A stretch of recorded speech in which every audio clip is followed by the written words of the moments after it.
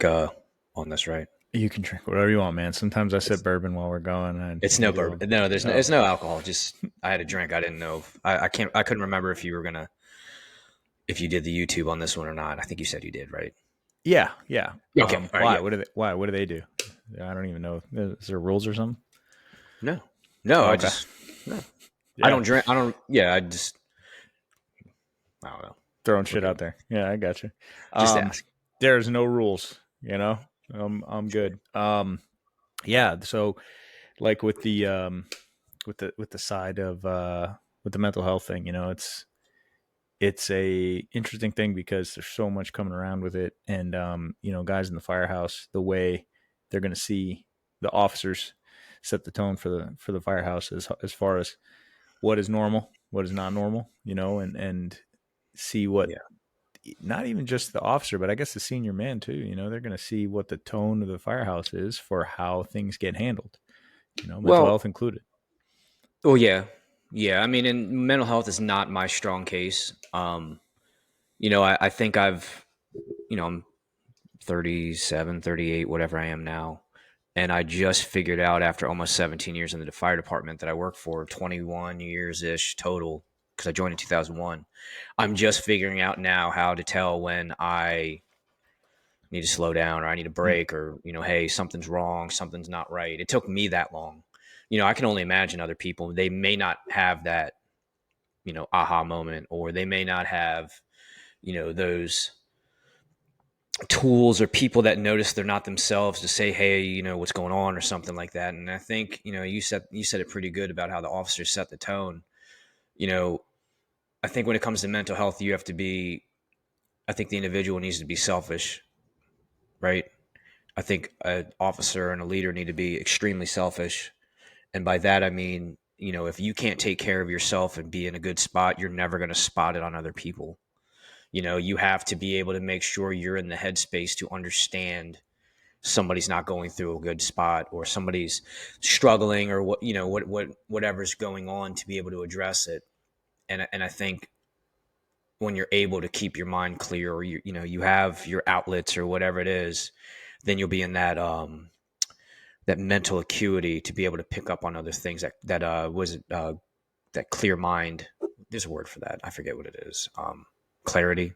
That's Yeah, and but you and yeah. you know your crew.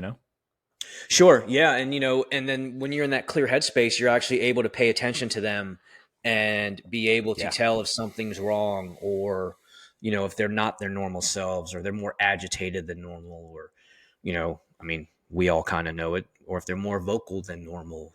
We probably yeah, work with some very outspoken people, but, I think it's a tough thing. And I think as a boss, a supervisor, a captain, lieutenant, chief, whatever your title is, I think it all starts with you, and you have to be in that right spot.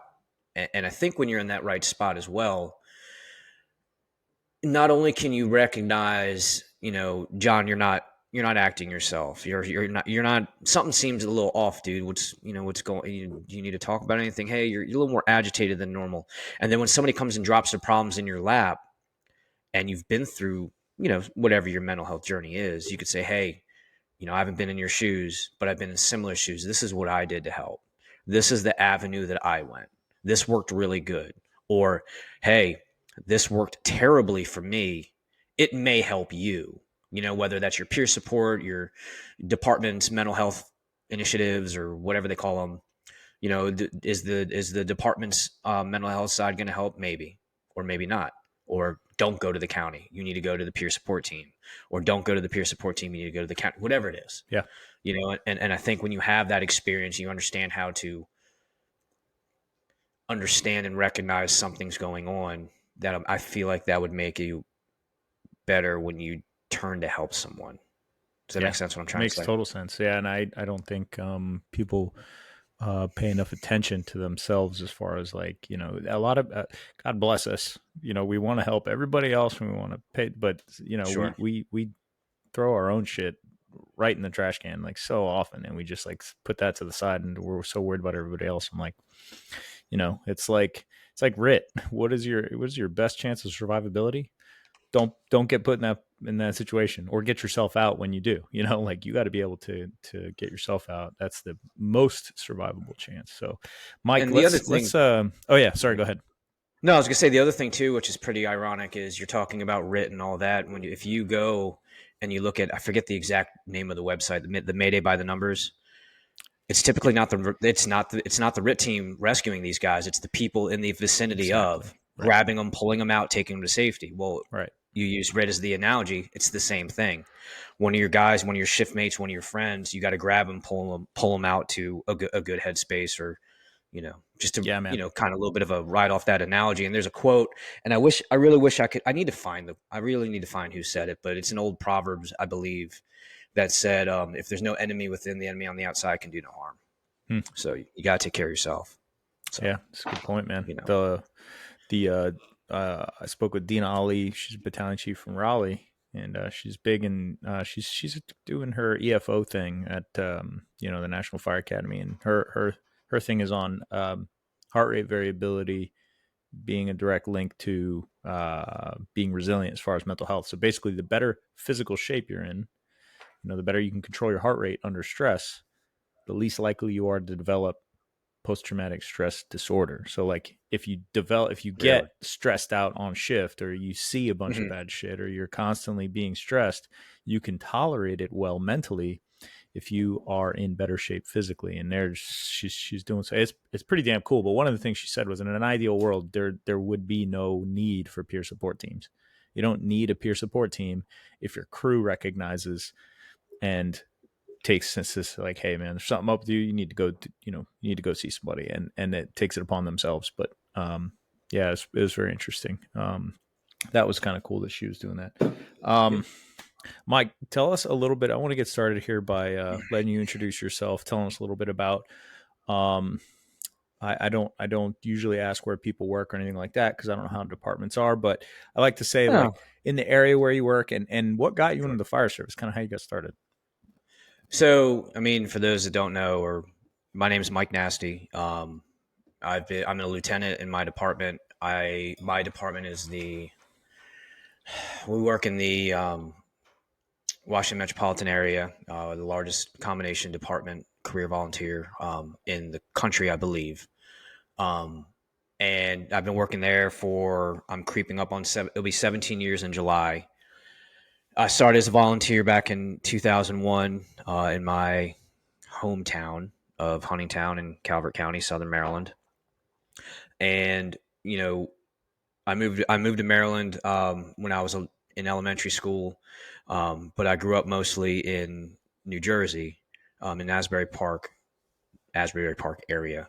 And I grew up right by a firehouse, to see them all the time and all that, and kind of piqued my interest, and just it got its hooks in me, and it's all I ever wanted to do. It's all I've ever thought about. And as I got older, and kids, we got to around that 15, 16-year-old mark, kids were able to start volunteering. And so in school, you'd see them with t-shirts on, and I would talk about them and ask about it. I didn't know there was a volunteer. I didn't know what that was. And, a couple of guys I went to high school with did it, and I got interested in it. And then I realized that I could do it then, when I was a teenager while I was in school, and joined. And that was kind of got its hooks in me. And like I said, and now we're here 21 years later, and it's all I ever wanted to do. It's all I ever thought about doing. I knew of the department I worked in because it's not far from where I grew up. And, you know, that's kind of where I wanted to end up. And So, you're the host of the Tip of the Spear podcast and Instagram page, and yes. I've listened to the show. You've interviewed some pretty impressive people. And how long you been an officer? It'll be, I just started my eighth year. Yeah, It'll be 9 years in June, it's awesome. Um, August, 9 years in August, excuse me. 9 years I in should know August. that. Yeah. Well, so I forget too. I look at it, I'm like, shit, man. You remember the year you got hired, and then everything after that, you're like, fuck, man, you don't remember benchmarks. It's hard to, the shit just flies Yeah. by so fast, man. When you really Well, love it, it just flies by. yeah. And I mean, you blink, and all of a sudden you're like, Yeah. shoot, I'm like Yeah. 3.5 years from being eligible to retire. Yeah, I can't imagine that. I'm not there yet. I'm 15 years on, so but which is a long time. But I mean, it's it's same shit. It's crazy. But in your adventures here, and you interviewing a lot of these people, what would you say that you've noticed are some really common traits from all these guys and girls that are that you asked to come on there? I mean, I know you asked them to come on for a reason, um, and some of them, the last one you just interviewed, from shoot, oh, Truck Tactics Esposito. Um, Mhm. awesome episode. I've followed that guy's stuff for a while, but really, really good pearls. I find a lot of them don't always say the same thing. Like everybody's got their own style, which is nice. But kind Sure. of tell me like some of the key takeaways that you've noticed is like pretty common from all these guys, like the from the leadership side. I think a lot of it is just, you know, I see myself in a lot of their shoes.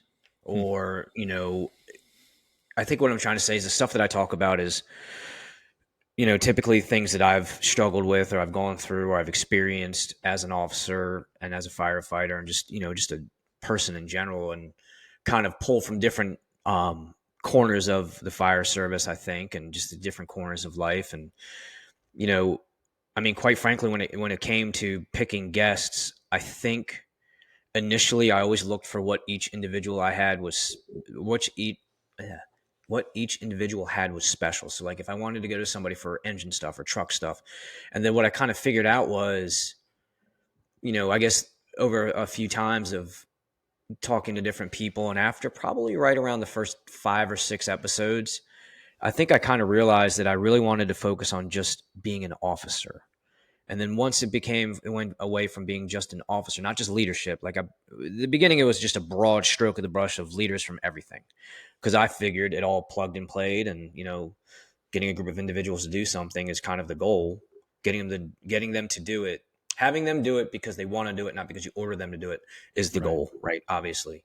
And I think as time went on, I kind of realized I was trying to do too much, and to focus on what I wish I had known as a new officer, what I wish I would have appreciated as a young firefighter, and not had my head up my butt and not paid attention or really valued the messages that senior firefighters or good officers were doing for me.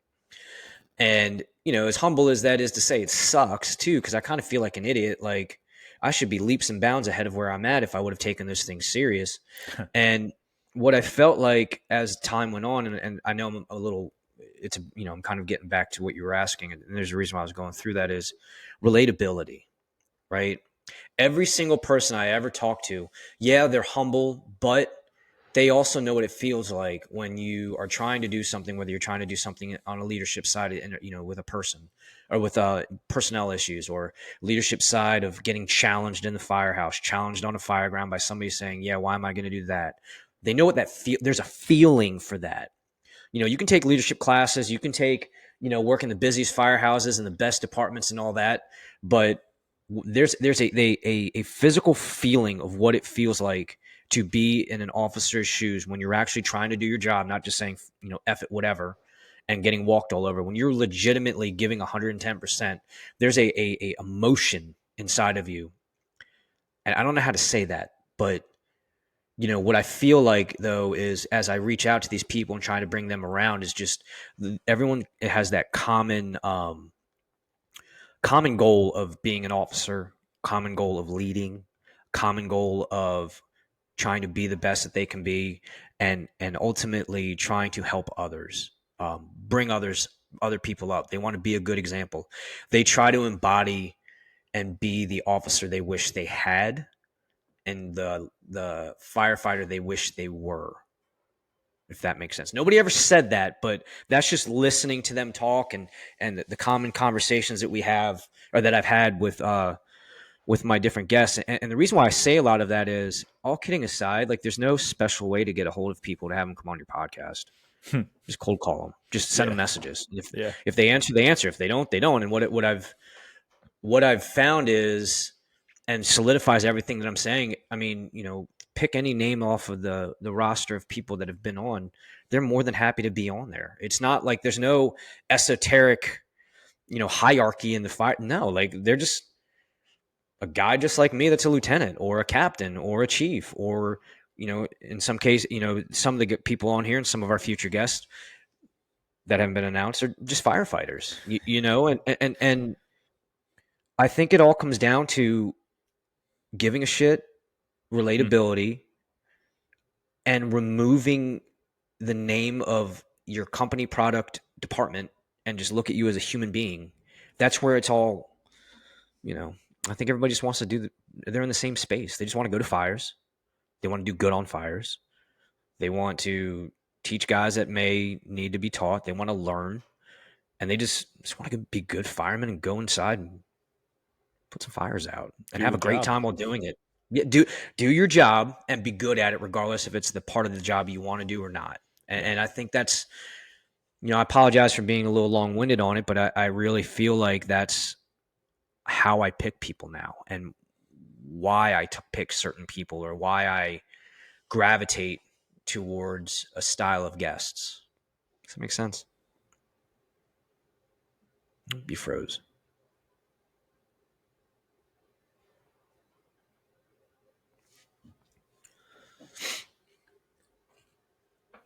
Cut out there, but if you can hear me, I'm just letting it load. Just got to wait till you come back here.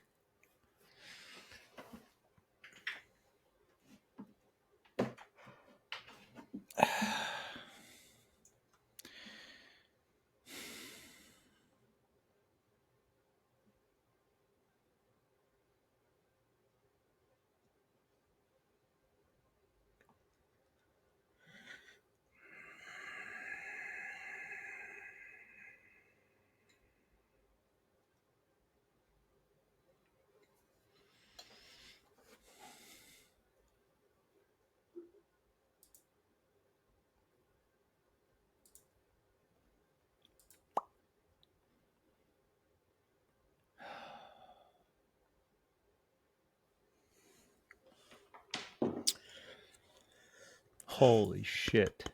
Seriously?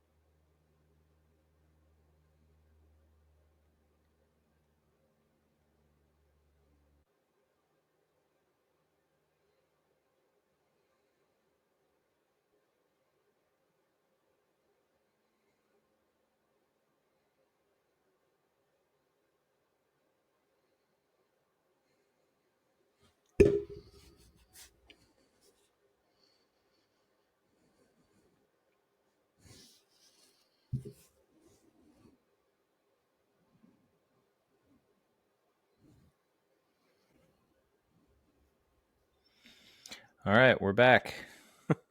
Mine's been showing it's recording the whole time. Yeah, so I think that's the cool thing about this program is it constantly uploads. So even if your internet cuts out, it kind of saves Oh, good. Riverside. I actually just got this today. Did So you? Because I record on Riverside. I just started with Riverside like 2 months ago, and I pay for the pro, and it's worth every freaking penny. Because okay, especially good. because Yeah, it does the editing at the end, but for you, I love it. Yeah, it's dude, it's so that's nice. yeah, pretty good. Anyway, How so far? Well, actually, no. It should have gotten me. I mean, mine's clear and everything. It should have got everything. yours, You're yeah, just you gonna. should, yeah. So the one thing that I mean, I didn't get to hear the last probably 30 seconds, but as far as why you're picking people, but um, what I thought is important to underline is that these are people that you're picking that are good officers, and so all these common things that you're finding from them um, are genuine. Like my rule number one that I always tell, and I run the cadet program for my department. I always tell my kids, like when they're stepping into leadership roles, I'm like, rule number one is you have to genuinely give a shit about your people. That's the Yeah. most important thing. And I know I heard you say that, and I know that there's a lot of people that guys that really want to do the job that just want to get in there and put fires out, be good at it for the sake of being Yeah. good at it, bring people up. These are all people that are they have common ground because they're all good officers, and there's a lot of shitty officers out there.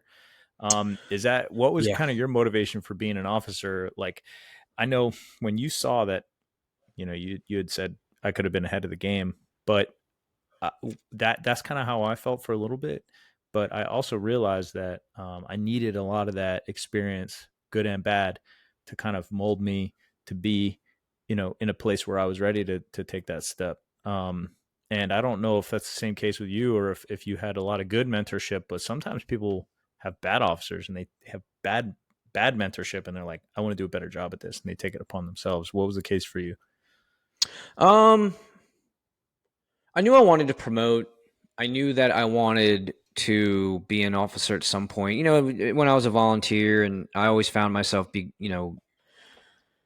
taking the lead on stuff. I felt like I wouldn't say a natural knack for it, but I always felt like, I would step up, or I felt like I could see, I don't know how to say this, but I could see myself being one of those guys. Like I wanted to be, a young officer and you know, bridge that gap because I was so used to the lieutenants and captains and chiefs being like a lot older, and I Yeah. felt like maybe it'd bridge the gap and help guys out that were in my shoes, and but there was no one specific like sentence I could give you as to exactly why.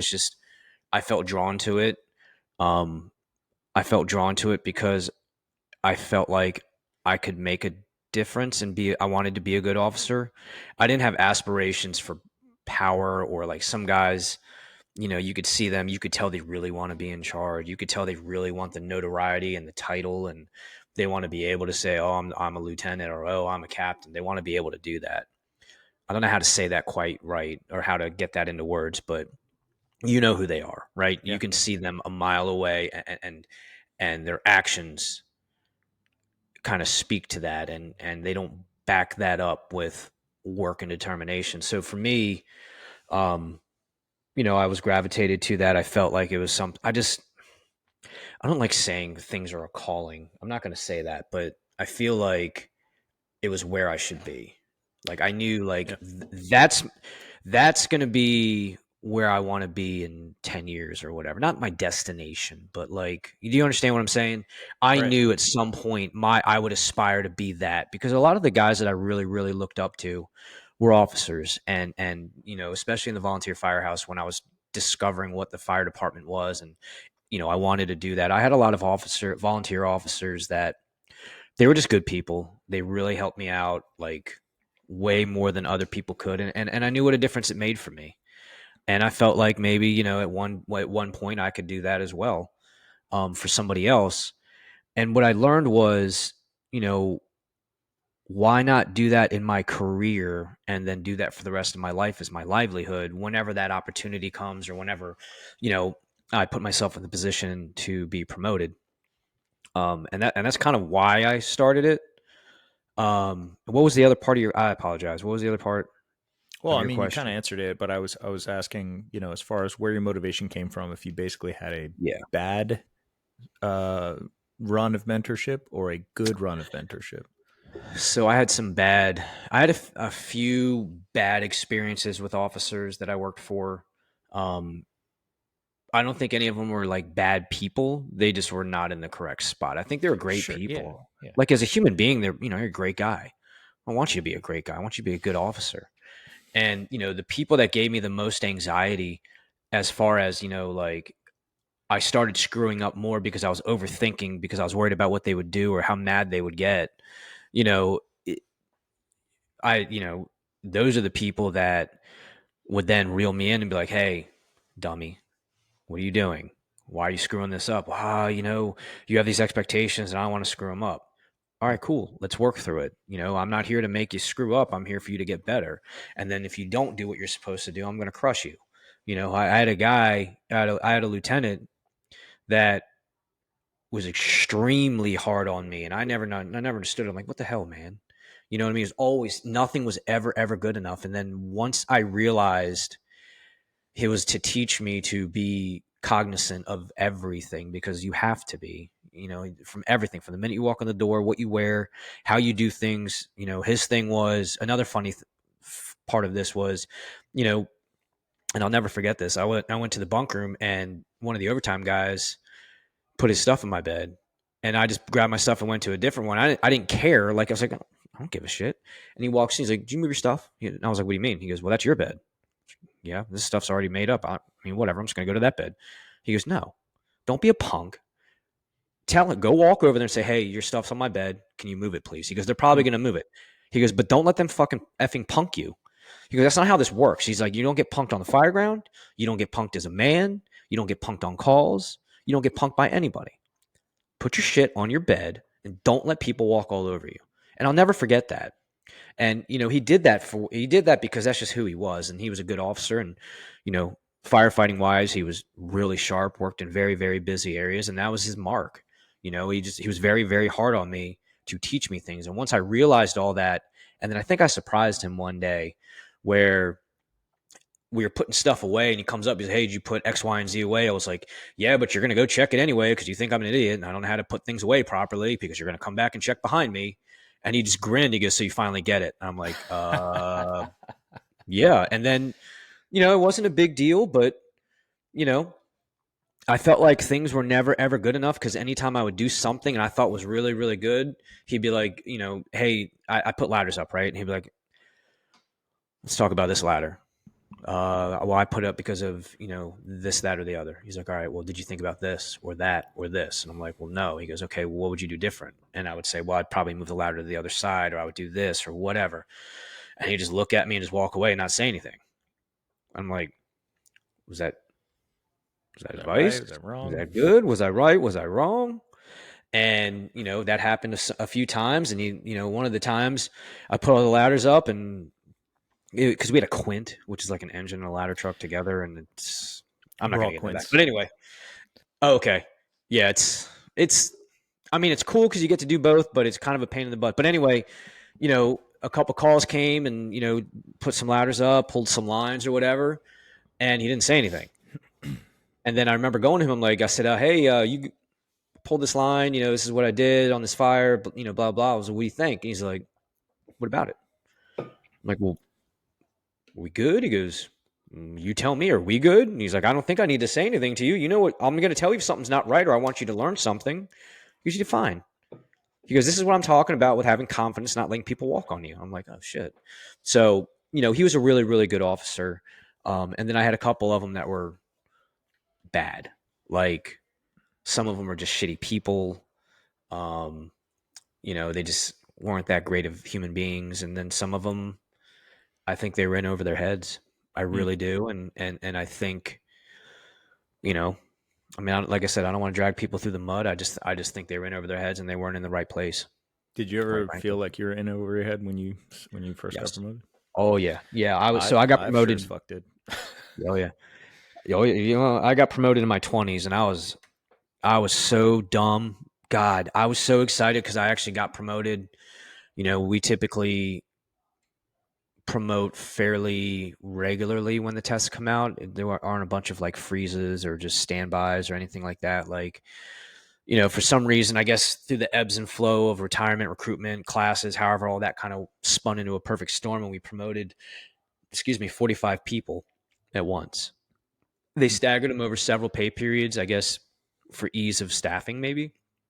I don't know why, but so that's how they did it. So, I mean, 45 people at once, bam, done. I'm, on a medic unit doing firefighter medic stuff, mostly medic stuff because it's kind of how it was back then.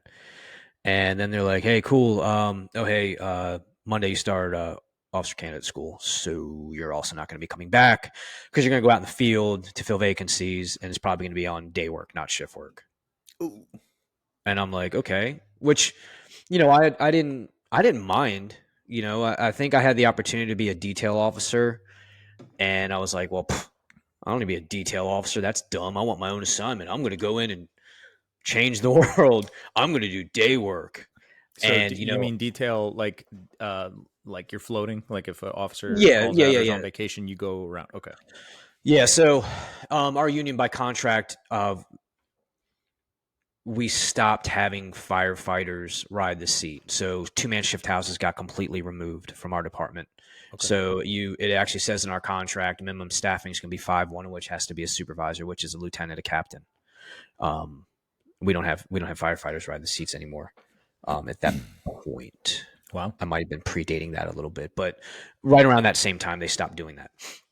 So, um, you know, I had the opportunity to be a detail officer. So we have 4 shifts. We work 24/72. So if you were a detail officer on D shift, you would get your assignment, 1 or 2 shifts out. Or if you saw somebody was on baby leave or a vacancy, you could just say, hey, can you just detail me here every shift till they find somebody? So long-term detail. Or you could just kind of migrate through wherever they send you when someone's off. And I had the opportunity to do that. And then I kind of thought about it. And the day workstation that was they do 7 to 3. It was like 20 minutes from my house, and I kind of thought about it. I was like, well, if I do this every day, I could sleep in my bed. That's kind of cool. But then I'm putting my gear on every day. I'm running calls every day. I'm talking on the radio every day. I'm interacting with people every day. Maybe that would be a benefit. And that was the first, I guess, good idea I had. But then I showed up and kind of was like, oh well, everyone's going to listen to me. I'm the lieutenant, and that was I was dead wrong on that. I kind of walked in. I was more so trying to be a buddy than anything. I started Mm. out trying to be one of the guys rather than starting to decide and figure out what my standards and non-negotiables were. And I just jumped in and just acted like one of the guys, laughing, joking, busting balls, took jokes too far, wasn't really concerned with what I should have been concerned with. And, that's how I walked in initially. And I had a bit, kind of a big reality check after about a year there, and realized how terrible I was doing. And another officer who I'm friends with kind of pulled me aside. He's been a lieutenant a lot longer than I have, probably by like 10 years at that point. And this was 8 years ago. I mean, he's been an officer for a long time. And he's like, yeah, man, you're kind of a piece of shit. I'm like, what are you talking about? And he's like, well, he's like, you want me to tell you the truth? And I'm like, well, yeah. He's like, yeah, you kind of are shitty, and here's everything why. And he knew everything. I'm like, what the like? He's like, word travels, dude. He Hmm. goes, I've worked here on overtime. Word travels. He goes, it sucks. He goes, but now you know. He said, so you can, kind of let yourself be a dirtbag, or you can fix it. And then I actually ended up having a conversation with one of the firefighters I worked with, and the conversation went pretty much the same. He goes, yeah, you suck. You're a piece of shit. He's like, you need to do something. He's like, or you need to transfer. And in my mind, I'm like, what the hell does that guy know? And then so I was on my way home one day, and it usually takes me about an hour to get home from that firehouse with traffic. Usually like 30 minutes to get there, an hour to get home. Typical DC metropolitan area Yeah. traffic. Yeah. You know, Maryland drivers are the worst. And what I realized was I was on my way home, and I started just, how it is, like you in your mind, you fight battles, arguments from the day before when you're by yourself. You're Yeah. like, yeah, I would have said this. I should have said this. And, Right. you start reliving that entire conversation. And I got about halfway through that. I kind of think like, what the hell does that guy know? And then I realized it all kind of clicked. I'm like, oh my God, I'm the problem. Hmm. And then I started like going through it again and again, and it was like a Rolodex of memories of stupidity. And I'm like, well, that makes sense why he's acting that way. He's acting that way because of this. And I did that to make him do this. And they did that because I did this. Like, it was a weird epiphany of just, oh shit. And so I took the leadership under fire class, and which was really good. And I wasn't really paying attention to who was in the class. I think I just kind of like sat next to somebody I was friends with and kind of BS'd with them a little bit. and we did like the little introductions and the kind of who we were. And I remember saying something to the effect of, yeah, I kind of suck as an officer and I really need to do something to change. And I figured this is a good place to start. I kind of learned that I'm terrible at what I do. And, I was, I need to fix it. I suck is kind of what I said. So then we get on the first break because where I sat, I couldn't really see everybody. Got on the first break. I got up to turn around. Guess who's sitting in that class? One of your firefighters. The firefighter told me that. And Yeah. I'm like, Yeah. well, Shit. So yeah, that's kind of how it worked out for me. And Yeah, man. it was a very, it's very interesting because, again, like I said before, I never really gave a shit about, not that I didn't give a shit. I never really paid attention to the things that people tried to teach me when I was younger. And I felt like if I would have paid attention and had that solid foundation of being a good firefighter, as far as like the nuances of doing the right thing and all that stuff, then when I walked in to being an officer, I would have known what to expect and the things to do and probably missed that gap, you know? So That's hard. There's like, tough. so there's some people who are absolute studs as firemen, and I use Yeah, the word firemen to include females. My mother is a captain on the Palm Beach County Fire Department. I call her a fireman, but there's a lot of firemen that have uh, a very solid foundational or understanding of the fundamentals, and sure. they're really good backstep firemen, but tactics isn't like the hard part for being an officer. I think like No, especially when you have an experienced driver and you have good firefighters in the back and you're the officer, a lot of times the plan just starts to roll itself out and you're like, I like this. This is good. That you don't have to micromanage, but the hard part is setting the culture in the firehouse to be on top of shit. And like you mentioned the buddy to boss thing. I mean, my department has a huge problem with this. The officers have this big like feeling that nobody takes officers seriously, but then they also don't set any kind of standard for how the firehouse is supposed to sure. treat the officer. And all the stuff you were saying, I was like, man, this is the same thing. Mhm. Breaking balls, like the guys taking jokes way too far, like not having excuse me, any kind of setting of expectations. So like I try to I try to like there's a couple of guys right now that are trying to learn, the we have like we call it a step up baggage, so riding the seat. And Mhm. they're asking me about how to break that because they're like fairly new. um you know how would you tell a new firefighter, knowing that this is a problem within the department, to not let that happen? Like what is the process there for a new firefighter who's thinking about becoming an officer? Like what do you do from the start, or maybe some experiences you've had from the start, to not let that happen? So you're talking about like transitioning, or they know like, hey, the lieutenant's test is next year. I want to take the test. I want to get promoted. How to lay that foundation out? Well, specifically, how to not let your firehouse be like that, or not be the officer that does that, right? So, like, all these officers go in there and they have a hard time with the buddy to boss thing. They go in there, they start breaking balls. They're like just one of the guys. They're not, and next thing you know, like they're not a very good officer, and their firehouse is kind of chaotic. Like I don't know Yeah. if a lot of guys get that direction. They go and they study tactics. They study we have called an assessment center, like what we do to practice for the practical test for promotion. They study the books. They read leadership books. They do stuff like that, but the books don't really give you that practicality. So someone who's gone in and had that problem and had to correct it, what would you tell them, like to not let that happen? It's a process. You're not going to be perfect at it. It's just it is what it is. And I think, it's just like anything in life, and the quicker you realize that life will give you, or in school when you're trying to learn something, right? You get the lesson, then you get the test, and then you pass or fail. Well, in life, it's usually you get the test ahead of time, and then unfortunately you learn the lesson. So how do you get the lesson ahead of the test in life, right? If you figure that answer out, write a book and you'll be a billionaire. And let me know before you write the book, and I'll sign my name and I'll take half your money. No, I'm kidding. Uh, But no, all kidding aside, is I don't want to say it's not hard, but the common thing I hear of is, the firefighters that you go into your firehouse as a new officer, they already know who you are, right?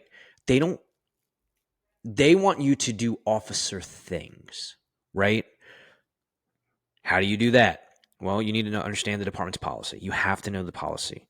You have to fight fires as a firefighter. Don't be on light duty all the time. Don't go hide in an office, then come out and expect people to want to follow you. No.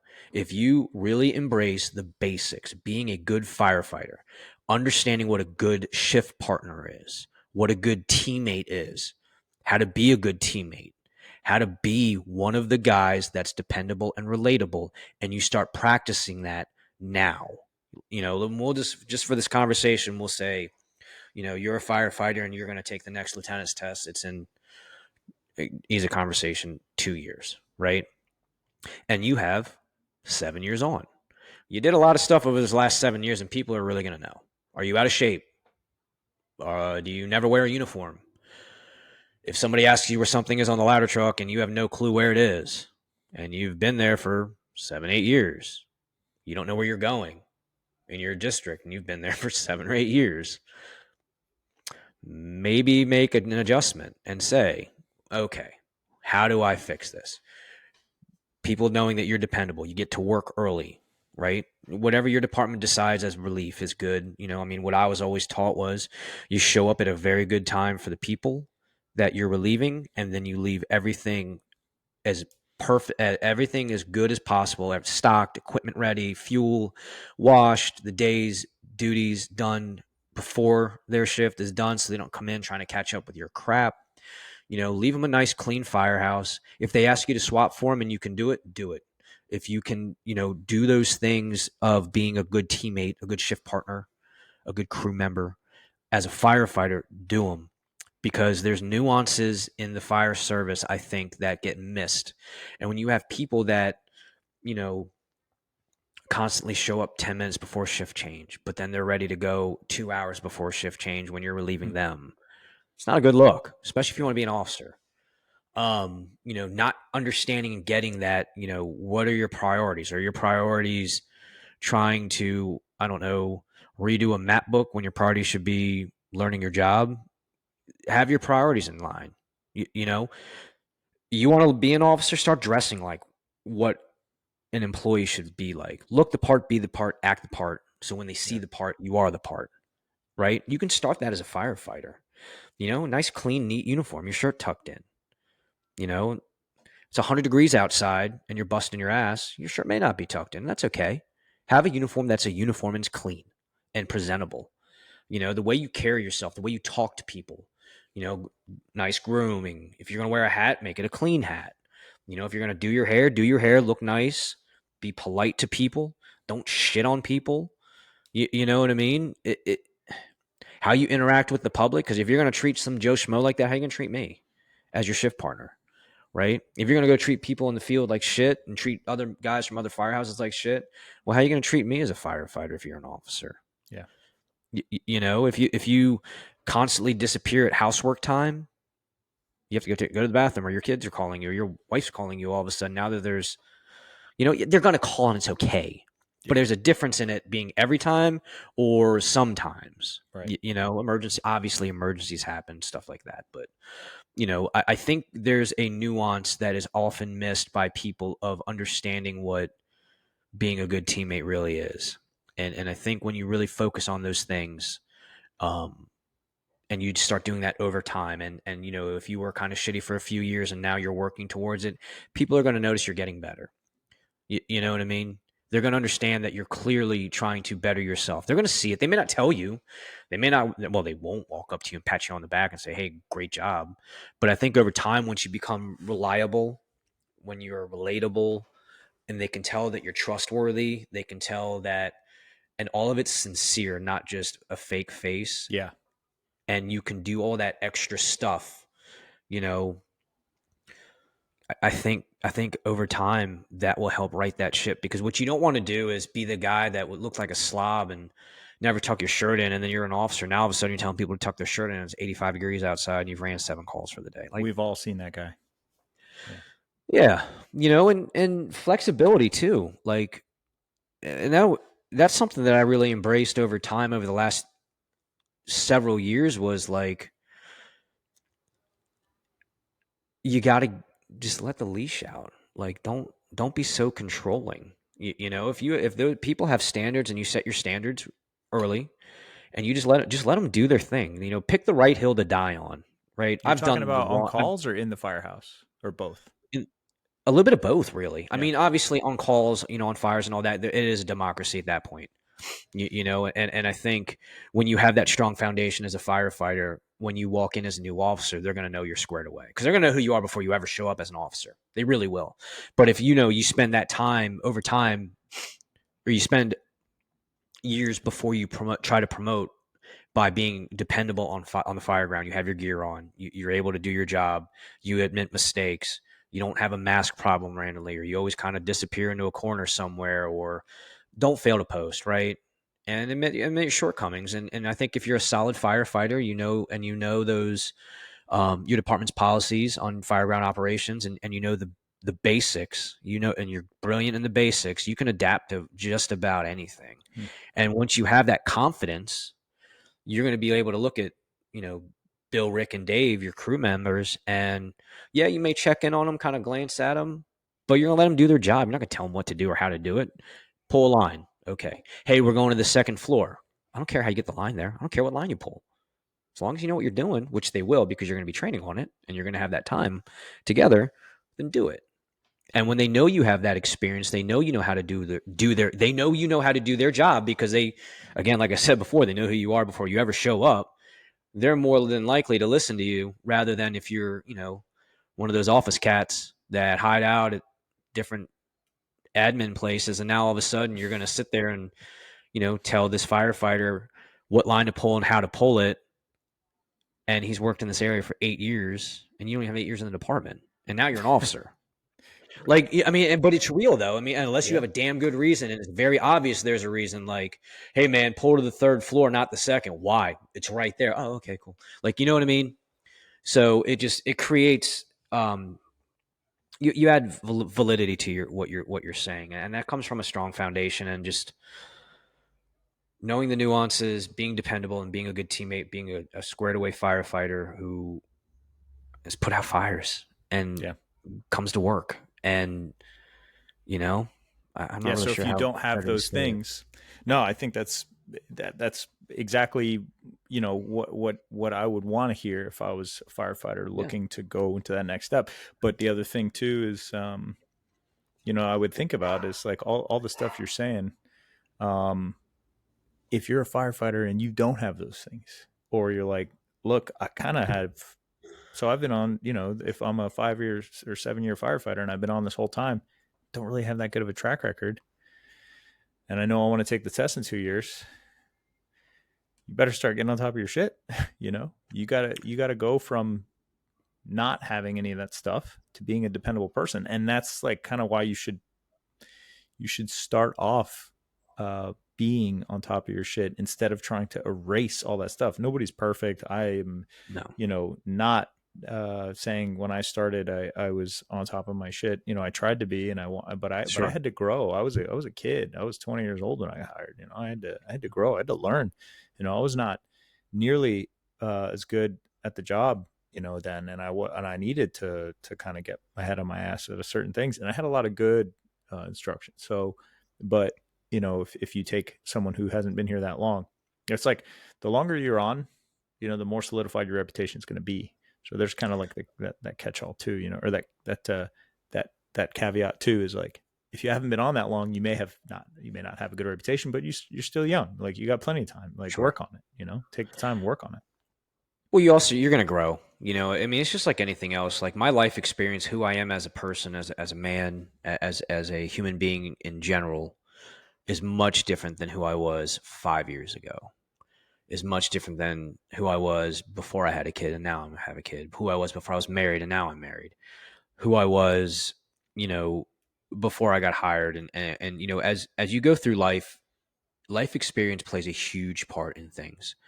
And I think the older and the more mature you get, the more you realize what you should have done. And again, like I told you before, or like I said before, excuse me, is, unfortunately, life gives you the test first and the lesson later. Well, that's a lesson that you're going to learn. And why I bring that up is we know that. But that 20-year-old kid that just got hired, he don't know that. And you think he's going to listen to you? Nope. But the whole point that I'm making about this is everyone who's not just a complete asshole, or someone that just is just so pig-headed you shouldn't even care about what they have to say or think in anyway, because they're just so negative and they're just toxic people. They know what it's been like to be in your shoes, right? You're going to do stupid shit. You're going to screw up everything. And it's okay. But if it's very obvious you're putting in the effort, that's what matters. You know what I mean? Like, I don't need you to be perfect every time. I need you to give 100%.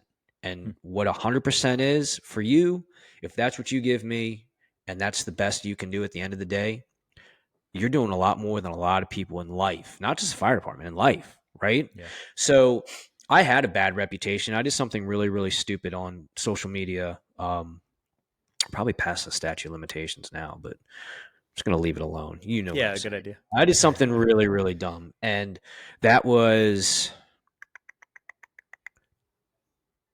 12 years ago. I don't go more than probably 3 or 4 days without hearing about it from somebody from work, right? Damn. Not always in a bad way, a lot of jokes. However, I know on an interaction on a day-to-day basis through work and different people that I see in my travels, and just interacting, and you know how small the fire department is. Mm-hmm. You're going to see everybody at some point in a year. Like, no matter how big your department is, it's still very small. And there's people that, because of who I was and how I acted, they won't even look me in the eye, won't say a word to me. I have somebody that I work with that I could be a foot from them and I have to talk to them because of a call. They will not look at me. They might listen to what I have to say, but they won't say a word to me, or they'll talk to somebody near me about what I need to tell them and ask them, not me. And I have nobody to blame for that but myself. So the repercussions are real. What I did on social media is real. The point that I'm making is, just because you did that and those things happen, it's tough to work back from. Stepping out to do this podcast and Instagram, I mean, what do you think that's done in the Yeah. fire? You know what I mean? I get a lot of ball breaking and a lot of that stuff, and I get a lot of, well, what the hell do you know about that? And Yeah. and all that stuff. And it's Yeah. okay. I mean, I expected a lot of it's ball breaking, and just like anything else, the people that are going to run their mouths and talk crap, I'm never going to say it to my face, which is why I Yeah. don't worry about them. Right. But the point that I'm making with all of this is, no matter what you do in any interaction you have, it's kind of like I posted today on my Instagram, is everything's a ripple effect in the pond, right? Those ripples are going to come back to you. Some may be good, some may be bad. Either way, no matter what you do, there's always going to be a ripple, and no one sent that ripple out but you. So send out good ones, do good things. And you know what? At the end of the day, in 20 years, no one's going to remember the dumb stuff you did at work. They're going to remember all the good stuff, right? They're going to remember the dumb stuff too. I think I said that wrong.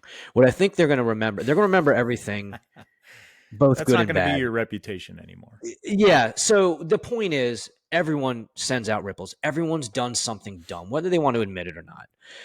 But if you're going to do dumb things, yeah, if you're going to do dumb things, you're going to make your life more difficult. So, you know, you have to control what you can. And if you can't control it, just let it go. Like, Let it go.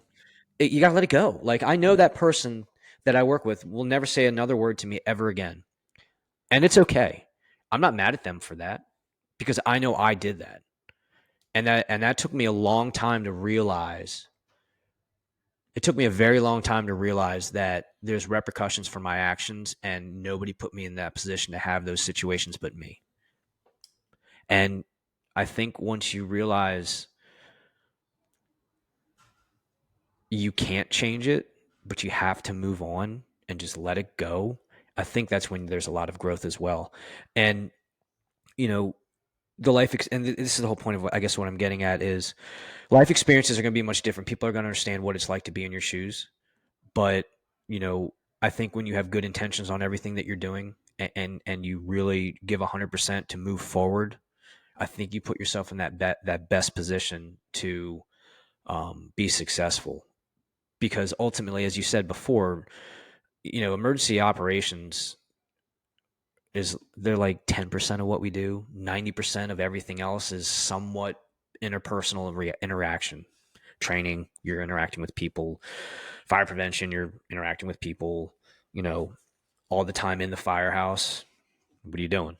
Talking to Yeah. each other, Yeah. hopefully, Yeah. So, you just have to put yourself in that best spot and, understand that everyone's been in your shoes and has been a bit of a knucklehead, but don't they all know what it's like to be a little bit of a knucklehead, but there comes a point where that has to end as well, and you got to stay in that box of there's a big difference of you don't know what you don't know kind of thing, but once they teach you, now you know better, and as long as you keep progressing with that, I think you'll be okay too.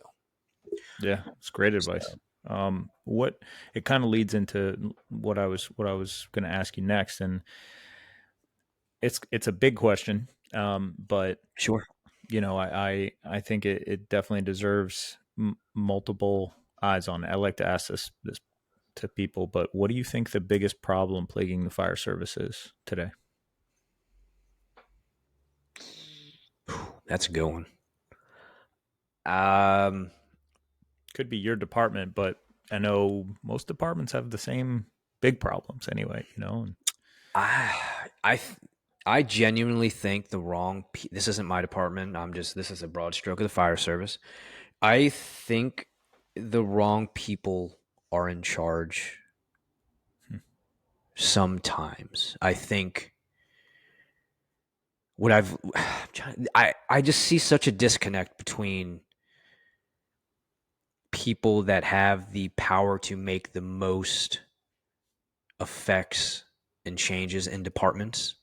There's a major disconnect between them and the people in the field. So when you look at the fire service in its most bare bone generic form, and we're talking the United States of America, Canada, Mexico, anywhere really, but America, bare bones basic is going to be an engine and a BLS ambulance, right? That's it. You know, the guy from Top Floor Tactics, Mickey, says that the engine company is the infantry, right? That's kind of his mantra, and he's right. They do all the fighting. They're the most basic level, not a low level, a basic level. The line gets pulled to put out the fire. Everything else is support. That's it when you look at it. So by that I mean trucks and rescue squads support the engine company on the fire grounds. Medic units, EMS supervisors, hospitals, dispatch support the ambulance and the engine, right? And when you really look at it, Yeah. and I think when people start moving up, they always seem to kind of forget where they came from. They always kind of seem to lose that disconnect. They're kind of there's just a disconnect in what it's like to be one of the most basic or be the basic level worker. Um, I think that the further people go up in rank, their responsibilities change, but ultimately, at the end of the day, is service delivery from the basic level of employees, the firefighter, not the firefighter paramedic, the firefighter, right? The firefighter paramedic is your basic level EMS provider. And by that, I mean you have to give them the tools, the training, the knowledge, the mentorship, the leadership to be firefighters, the tools, the knowledge, the mentorship, the leadership to be good firefighter paramedics, right? Because our medics and our firefighters are the backbone of who we are, right? You just plug and play them wherever you want, ladder truck, rescue squad, wherever. They need the tools to do their job. Part of the tools to do their job is leadership that knows what they're doing, knows how to do their job, and puts them in the best advantageous position to be successful at their job. Give them the tools they need, the staffing that they need, and give a shit, and care about them. I've, again, like I said, and I'm trying not to circle back, but, I think I think the best way to say it is, a pot of water boils from the bottom. It really does. And by bottom, I'm not saying you're lower. I'm just saying it's ground up, right? A pot of water boils from the bottom. So you want change up here, you need to invest down here. All the heat's down here, all the work's down here, all everything is at the bottom level for the top. And then it all goes up through the top. So if you want to change the top and the leadership, you have to invest in your people. And I think when you have people that promote too fast, you have people that promote for the wrong reasons, you have people that mistake luck for skill, right? Sometimes people get lucky and they mistake authority for experience, rank for experience. Well, I'm a captain now, so this is what I say. Yeah, you're a captain with 9 years on, and now you're going to go talk to this, captain or lieutenant over here that has 20, 25 years on, or this 15-year lieutenant who's got 20 years on, 30 years on, or whatever. Mm-hmm. Now you're going to go tell him how to do it. Nah, you should probably stay in your lane. Mm-hmm. And I that's what I truly think. I think there's a major disconnect. I think, like I said before, as you go up in rank, your responsibilities change, but our priority is our people. You got to invest in those guys and girls, and you have to understand what it's like to do their job. Like if you see a peak in sick leave, and what's the problem? Something's going on, and I think I really think it's nationwide, where there's some people out there that are in charge that should not be and would have never been in charge 20 years ago when things were much, much different. I don't really know how to say that, but I really think that's what it is. And I think it's always going to be a leadership problem. I think, a lot of the problems in the fire service really do come down to um, poor leadership. I really do, and Amen. I Yeah. think people get affected. And once they check out, they check out. I mean, what does it feel like if your department's continuously shitting on you, but you have a really good officer that backs you up, goes to bat, and yeah, you win the battle sometimes you lose, and sometimes it just sucks. And but that person's there in your corner, or your department shits on you, and the guy just rolls on it because he's has no backbone. Well, I guess I mean, that what? begs the question, like, would you rather work in a really, really good department with a bad company officer, or would you rather work in a bad department with a good company officer? Like one's going to affect you day to day, one's going to affect you long term. It's hard. Well, I mean, I think it depends on how you look at day to day and long term. If you think about it, if you have a really good company officer, he can bring you to his level of knowledge and experience in time, no matter how shitty your department is. But if you have a great department but a shitty company officer, it's just kind of like being in a household, bad parenting, right? If you have a shitty company officer who doesn't know any better, you don't know any better because you just don't know. What are you really getting out of that? And the weird part about shitty company officers, at least that I've experienced and I've noticed and learned, and I've been one, unfortunately, is when you have good people with a shitty officer, they can always kind of make that officer look really good. The things that matter, the things that get on the spotlight. If you have good firefighters, they're going to do their job and bust their ass. They're still going to do their job for each other, not that company officer. They're going to come together, hopefully. 9 times out of 10, they will. Whereas if you have a shitty department, a good officer, and now those firefighters are sharp like that officer, you're not really going to touch them. You're not going Yeah. to be able to throw anything at them. They probably can't know how to handle, or be able to look at each other and know, hey, we're in this shit together. But as long as we're sharp and tight, we're good. I can't change how the department's policy and all that stuff is. They're terrible. But take care of each other, take care of yourself. And, this too shall pass in time. May not feel like it, but I really, really think I would rather have a good company officer in a shitty department. I really Yeah. do. Sometimes I feel like if you have really good leadership in the firehouse, they make you feel like you can change anything in the department, and maybe you can, but if you have a bad one, then you're like, I'm stuck here, I'm never going anywhere, kind of thing. Yeah, and I also kind of feel like knowing how to pick and choose your battles too, because I think that's a huge thing.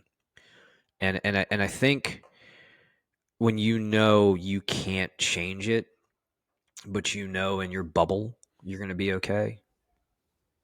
You know, I Yeah. think I don't know. I don't really know how to say that, but Yeah, I I think was you understand talking what I'm trying to to say. one of my one of my chiefs and I have had this conversation many times. I think he's a great leader, and he's a good man. He was my company officer for a long time. He got promoted all the way up to deputy, and there's a morale problem in my department, Sure. um, and which I personally don't understand. I think we have we have it good, but there's a lot of people that have this. I understand where their negativity comes from because of the way things get handled sometimes. But he had mentioned to me like, look, man, my you know the morale has to happen in the firehouse too. Like I can't be in charge of every single speck of morale. I got to try to do my best to set up things that make this department great and to affect morale on the broad strokes.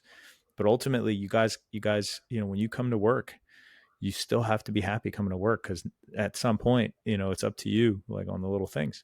And him and I disagreed a little bit. I was like, I get what you're saying, and yes, you are right. I said, but in an organization, if you kind of like you said, the water boils from the bottom up. Like if you want morale, you got to help your guys get it. You can't just sit there and be the mean lunch lady all the time and just have the kids rally around the fact that they hate the lunch lady. You got to Yeah. you got to feed it from both ends. Yeah, and I think that's where the strong company officer comes in, where he can understand and decipher things, right? He can say, he'll know, yeah, look, and kind of what I was talking about, picking and choosing your battles. You know, look, this is a shitty situation. I can't change it. You can't change it. Here's my experience on how to make this a little bit better. Or, hey, this is coming. Let's work on how to kind of just deal with it and make it where it's a big shit sandwich. We all got to take a bite, but I got some Tabasco sauce or, whatever, rather than a company officer who sucks and they just roll and be like, yeah, that's the way it is. Sorry. Or I can't do anything about it. And then in my experience, there are things you just can't change. Like, look, this is just the way it is. Like, I can't, at my level, I cannot fix that. However, let's evaluate. Let's ask this question. Let's look at that question. What's the situation? Oh, it's this. Let's try that. Or, hey, you're telling me X, Y, and Z from above. Hey, you're telling me X, Y, and Z. Well, hey, that is good. What about A, B, and C? I think A, B, and C might help. Might be a little bit better. You create those good relationships up the chain of command, down the chain of command, and you put yourself in the most advantageous position because you're a good officer. But I think if they just suck or they don't know any better or they're inexperienced and they don't have that life experience, I really do think that's when that will get the best of you. And I think collectively, if you have a collection of good officers like your department may know it kind of sucks, but you make your officers really, really sharp, and then in their bubbles, they control what they can in their bubble, and they can make things good inside their crews. Collectively, maybe that'll help things change. Do you understand what I'm trying to say? Yeah, no, it makes So, sense. I think it was I believe it was the German army after World War One. They were told like they're not allowed to have only a certain amount of people, and what they ended up doing was investing in their NCOs, so their staff sergeants, their sergeants, um, their non-commissioned off the lowest. I don't want to call it the lowest, but their initial leadership roles, and they have focused heavily on that training, tactics, leadership. I mean, that's all they focused on, and then well, where the German army went in World War II. Why they became so successful as an army and were able to win so many battles and do so many things in such a short period of time is because of leadership. Because when you invest in that leadership, there's going to be that trickle down effect to those under their command and their area of command, those that they supervise, because of how influential they are. So I think a good example you said with your deputy chief. I do think that when you invest in that, I think that can help with the morale. But ultimately, at the end of the day, trust is trust. And fostering that environment in your leadership, and your leadership being good leadership and being dependable, and then they try to affect change where they can with shift of six guys, one good officer's kind of affecting six people Yeah, collectively. That'll spread into however many firehouses you have over how many into 1,200 people if that's what you have. Um, you know, because I don't know how things are for you, but you could ask anybody that comes on this show or any other firefighters that you know, like how often do you see management come into their firehouse, Hmm. right? I mean, I don't know what I would do if somebody just randomly showed up and was like, "I was in the neighborhood. Figure I'd come hang out. How you doing?" It's gonna throw you off a little bit because you're not used to seeing that, right? But I feel like when there's a difference in doing it for saving face, and there's doing it for sincerity, and I think I really do think that's as you asked is the issues with the fire department today, and maybe a little bit of I don't know, I don't want to say how to fix it, but where to start. I think people just want management, and I think they want their leaders and their officers and senior firefighters to know what they're doing and give a shit. Yeah. Yeah, Yeah, I mean, the ultimately, at lack the of end of give the a day. fuck is important. You gotta, it's Yeah, palpable. There's a lot of places where you're like, hey man, I'm worried about. I read something recently, and it was more on the corporate world, but it was two things. One, people get promoted until they hit their level of competence. So like they get promoted, they might be a good lieutenant. You're like, this guy's a good lieutenant. Let's make him a captain. And he becomes a captain. He's like, that guy's a good captain. Let's make him a battalion chief. And then when he becomes a battalion chief, he's shit. Or in the chief level, maybe he went from battalion to assistant chief or deputy chief, and he's shit. Um, because at some point you're going to hit a level where you're not good at whatever job, and if you keep increasing your responsibility or your job task or your knowledge task, somebody has a level that they're is their upper level. We don't know what it is, but not everybody can be the fire chief, right? Not sure. everybody can be. I mean, you put it in any government position. Not everybody can be the president of the United States. So, like, if you start off as a mayor, odds of you being able to do the job of the president of the United States is extremely not slim to none. So, you could say the same thing in the fire service. If you go from firefighter to lieutenant, that doesn't mean you're ready to be the fire chief. At some point in between those two things, there's got to be a job in there you suck at, but you're going to keep getting promoted. You're not going to know you suck at that job till you get there.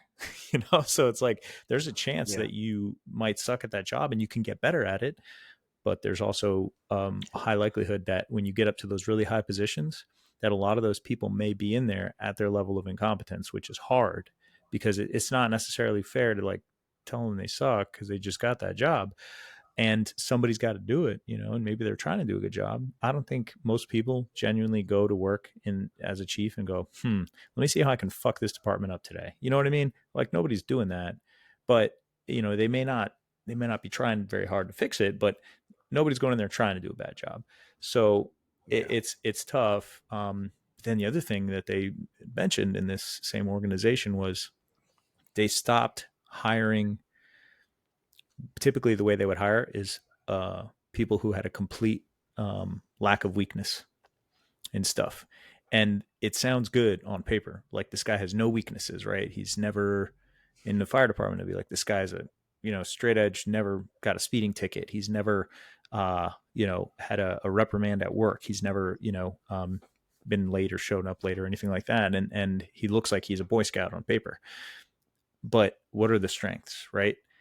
So instead of looking for a complete lack of weaknesses, maybe accept some weaknesses in in in favor of a whole shitload of really good strengths, or one really really good strength. So the strength should outshine some of those weaknesses. So maybe some firemen who are straight as an arrow, like as far as records that get hired, are cowards, because they're yeah. like they're too straight and narrow. You want people who are a little bit edgy. You want people who tolerate risk. You want people who sometimes maybe as kids did some dumb shit. Maybe they got in trouble because I want risk takers. I want somebody who's going to go into a smoky window. I want somebody who's not afraid to go the floor above a fire. Like I need somebody who's going to have some guts. She or he may need to put their life on the line. That's not something that people who are very risk averse do.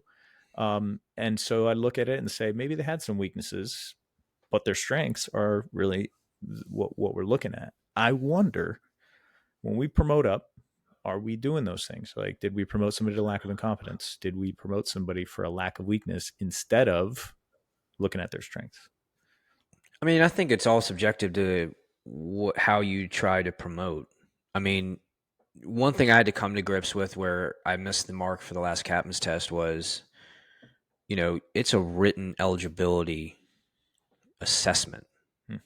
It's not a reflection of who you are. Yeah. I hear people say all the time, well, that guy's the bottom of the lieutenant's list. Well, yeah, he may be the last on the eligibility list, but that guy could probably run circles around 90% of the people on the list. He just didn't happen to score as high Sure. as they did. And I think that's a big deal, quite frankly, because I feel like the manner in which we promote, I understand there's like a legal side to it. I mean, you're still kind of, depending on how you do it, it's kind of a government job. I mean, you have to have some certain catch-all way to do it for, transparency, equality, and all that stuff. And, there has to be one way to do it to, for integrity, integrity of the test. But what I truly think is, you know, in reality, the real world, you know, what I've learned is guys that are super duper high performers, great firefighters, sharp as shit, know what they're doing. Are they always the ones you really want on your crew? I mean, yeah, this guy can throw all the ladders. He knows the area like the back of his hand. He's sharp as shit, but he's negative all the Oof. time. Yep. He That's a good point. complains. He's an asshole or whatever. I'm not saying, I'm not talking about one person in particular, but I'm just saying, it's just like professional sports. I mean, how many times you've seen gigantic names get traded, leaving free agency, opt out of contracts, but they're the bee's knees. But then you Because they hear got they were bad attitude. toxic. They have a Yes. bad attitude. They were toxic Yeah, in the man. clubhouse. They were toxic on the bench. They were toxic in the dugout. They were toxic on the side. Whatever it is, it doesn't matter. You know, whereas Texas Rangers just won the World Series. They had a bunch of guys. They had a couple superstars. Majority were people that are not that famous, not well known. The Baltimore Orioles, brand new rookies, became famous because of this year. Before that, they don't know who they are, right? You don't have to be a superstar to be good.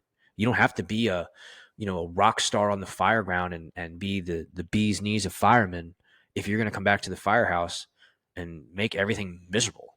Yeah. I feel like, especially as an officer, I feel like you could go in and be competent at your job, but not be as proficient, but you have a great attitude, you're humble, you're willing to learn, you admit your mistakes, and you have the effort and the desire and the initiative to do the right thing. And the other people with you will kind of balance out your weaknesses because you do have strengths, you can balance out their weaknesses. I feel like people would rather have that as a officer, as a leader, as a shift partner, than the guy that knows everything, is sharp, and is good at what they do. Yeah. Bryce Harper went to the Philadelphia Phillies. He was the prospect of a generation. And the first year he's gone, the Nationals won the World Series. Hmm. It's just, there's a lot of sports analogies with that, but you understand what does it make sense what I'm getting at? Yeah. Yeah. I mean, culture is something that we can set, but it's really, really hard to teach. It's once you set it, when people come in, they become immersed Yeah. in it. And, if you have to, and I'm a firm believer where, you can have people assimilate to the culture. You don't have to just pick someone who's going to fit it before they even get there. People can change, and people can immerse themselves in the culture because they don't know it before they get there, obviously. But if you have someone who has a horrible attitude or is very toxic, the amount of effort it's going to take to try to get that person to change and what the effect is going to be on the team is, I can say with a lot of confidence, unless this is the Navy SEALs, and you're hiring people or you're putting people in these positions because of their extraordinary ability and in a very specific way, it's not worth it. Like, it's, Yeah. you'd rather have someone who is right for the right fit, putting the right person in the right seat. Yeah. And, those superstar guys that are, the bee's knees of firemen, and they're, anybody would follow them anywhere, all that kind of stuff. They're so great on fires, you know, but they have bad attitudes, or they're toxic, or they're, whatever. Um, yeah, they may not be, I may have three guys that are not at that level, but these three guys put in 100% effort every single day, we can get to that level collectively Sure. over time. Time, Yep. effort, you will get there, but you have to put in the work and the effort, the desire, and be have the tenacity to keep going. And I think that's where people get lost in that is I feel like you know I kind of what I posted before. It doesn't really matter where you work. It's all a matter of who's there and how they do things. Yeah, Station One could run the most fires in the entire county, but they're douchebags, or they suck, or their captain sucks, or I don't know. Yeah. Put in whatever you want. No, you're right. Whereas you go out to Station Five, that's a bad one to use. Let me try that again. You go out to Station Yeah, you're nailing it for me 65. right now, buddy. That was my So old firehouse. you, you go I out was to like, oh yeah, 60. yeah. Fuck Station One. Station Five's where Ugh, it's at. terrible. Station 65, and they may not go to that many fires, but those guys are all on the same page. They talk about fireman stuff all day long. They're engaged throughout the day. They pull hand lines if they need to, or they may not pull lines, but they're engaged. They talk fireman stuff. They look at fireman stuff. They hang out together. They talk outside of work. They create that culture where they may not be, you know, BFFs all the time, but they're engaged, they're present, they're together. They don't go on opposite sides of the firehouse and hide, or they're not just, weird, but like everybody Yeah. wants to be there. And you're not like running a drill, a boot camp for firefighters, but you see something, you stop and you talk about it for 5 or 10 minutes, but you do that collectively throughout the day. You have your little reps fires that are a little BS, but you take them seriously every time. You lay out, you pull your line, you follow your department's orders, you take every step the right way every time, collectively over time.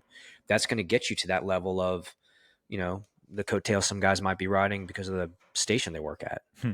Yeah. So I think it's all a matter of who's there and what they do and how they handle it. And, you know, are they on the right path? And I think the best example I have for that is, so where I work, there's no day room. There's no leather recliners. There's no TV room. We kind of like made a makeshift thing where we can kind of relax a little bit, but there's just rolly chairs. And I think that creates an interesting environment to where, you know, the best way to really do it is everyone's kind of in the same room at the same time to relax. I don't know if that makes sense or not, but people aren't like off hiding in their own corners. So whether you're behind the engine or you're in the kitchen in the rolly chairs, or you're in the back room with the rolly chairs, and everybody's together. You're not running 2-3 hour handline drills, but you've talked about every call that got boxed out, or you have articles that you talk about, or recent events, and a fire a different shift had. You guys talk about it and get on the same page and ask questions, and what would you do with this? Well, I would do A, B, and C, and everybody kind of looks at you like, "The fuck are you talking about?" Oh, okay, don't do A, B, and C. Like, it can foster an environment that creates a chemistry.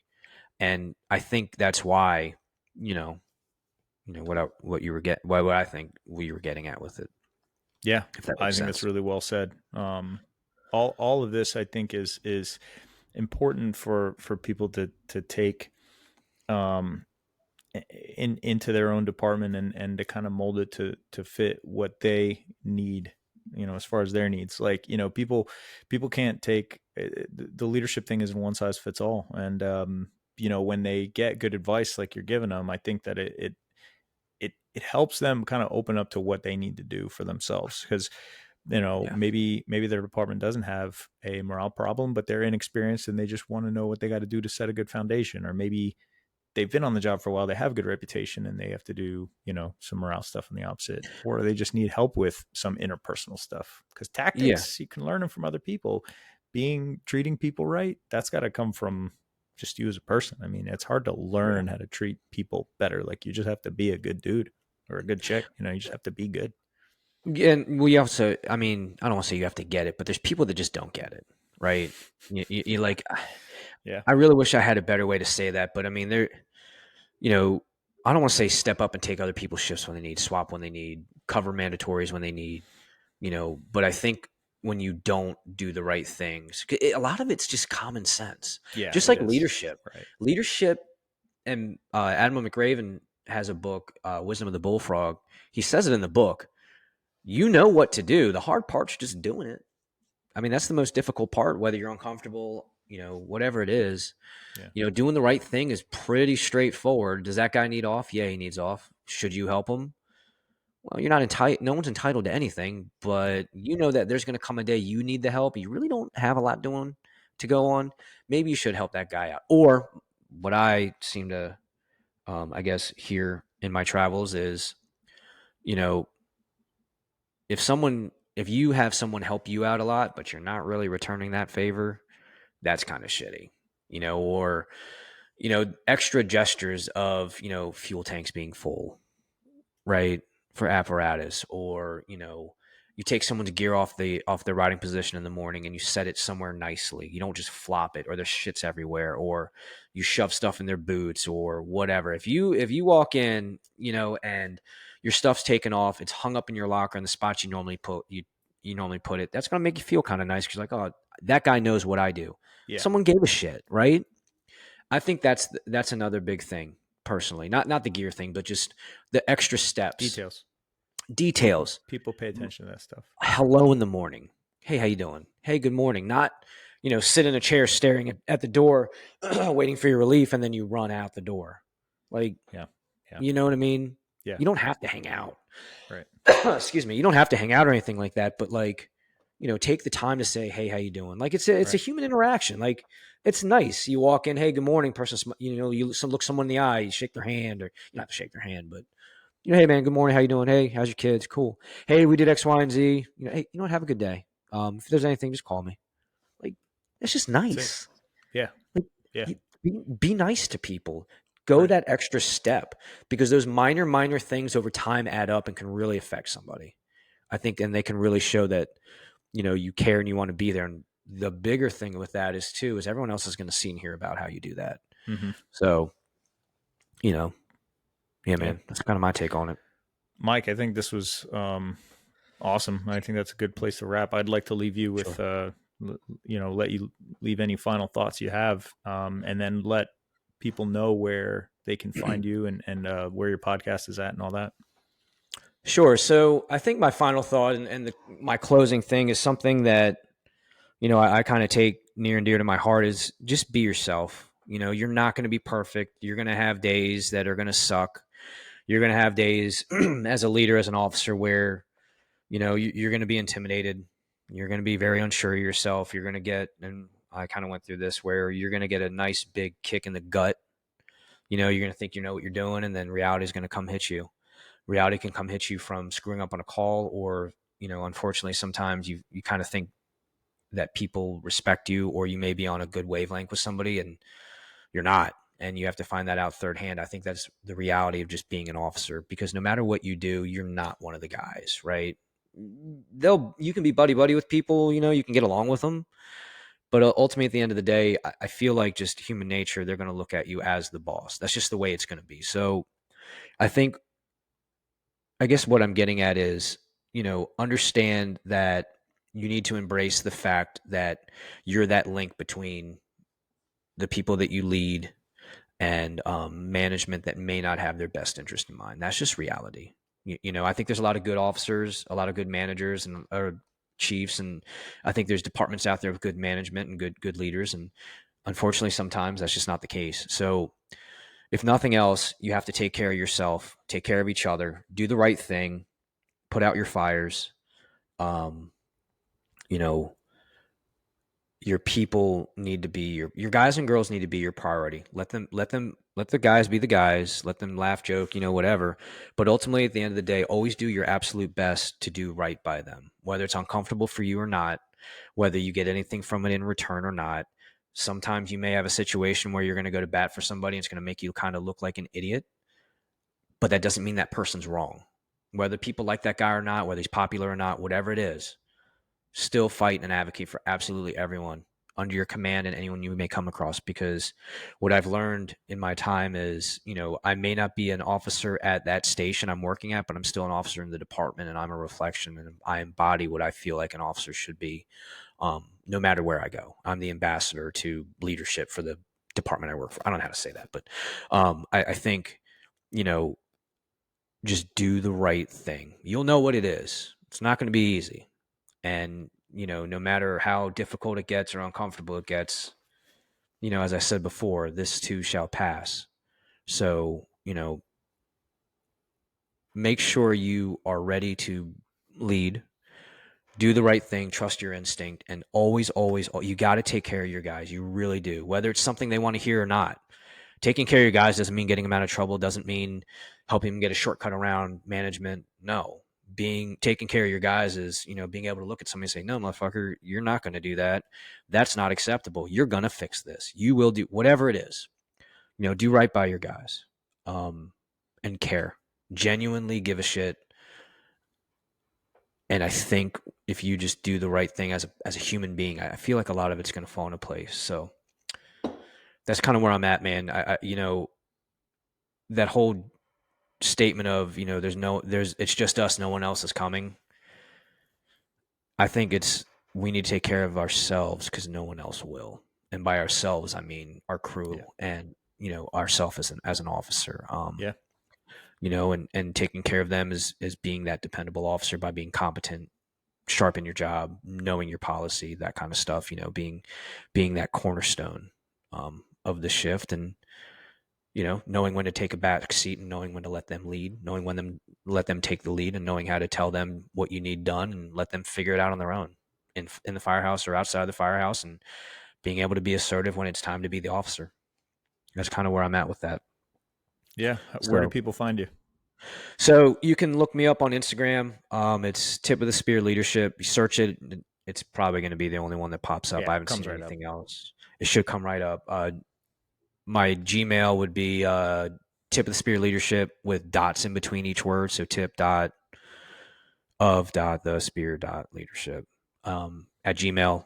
Shoot me an email. Hit me up on the Instagrams. I have a Facebook group. Just search Tip of the Spear Leadership. It'll pop right up. And I'm on LinkedIn under my name, Mike Nasti, Nasti. So yeah, just reach out to me on there. If anybody wants to. I have a podcast as well. Search Tip of the Spear Leadership. Should come right up on Apple, Spotify. It should be on all platforms. Cool. So yeah, that's how to get a hold of me. If you got any questions, you want to reach out, or give me some critiques on this podcast. Love it. So I'm going to put all that stuff in the show notes too, so people can find you on there just by clicking around. So if you guys are looking at that, and then if you're watching on YouTube, it should be in the comments, like in the description down there. So feel free to do all that stuff. Mike, thank you so much for joining us, man. It was a pleasure. Everybody, thank you for listening. Take care of each other. Be safe out there. Thank you. Let me stop the recording here. Cool. Yeah, it looks like it just. Is that what you're looking? Was that what look? Is that what